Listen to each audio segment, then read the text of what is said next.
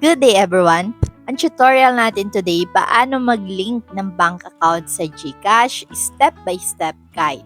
Kung ikaw ay may bank account at gusto mong mag-transfer ng pera mula sa iyong GCash papunta sa bangko o gusto mong mag-cash in gamit ang iyong bank account, nandito ako para i-guide ka.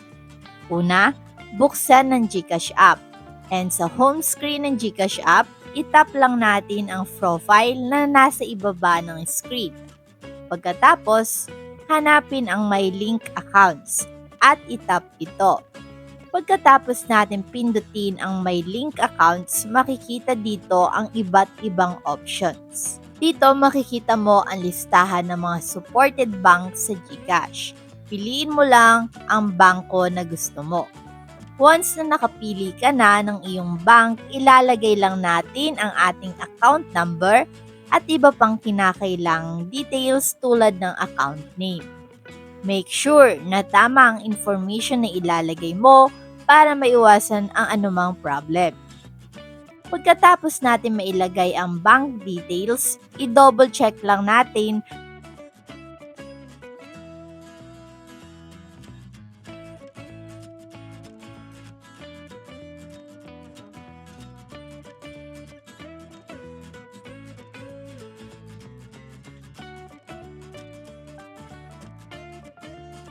pagkatapos ay maghihintay ka na ng confirmation na successful na na-link ang iyong bank account. Kapag successful na, makikita mo na mismo ang iyong bank account sa My Link Account section. Now, pwede ka na mag-transfer ng pera from bank account to GCash o vice versa.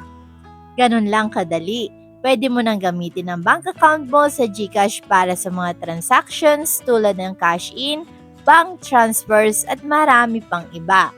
Kung may mga katanungan ka, iwan lang sa comment section. Stay blessed mga kabombogs!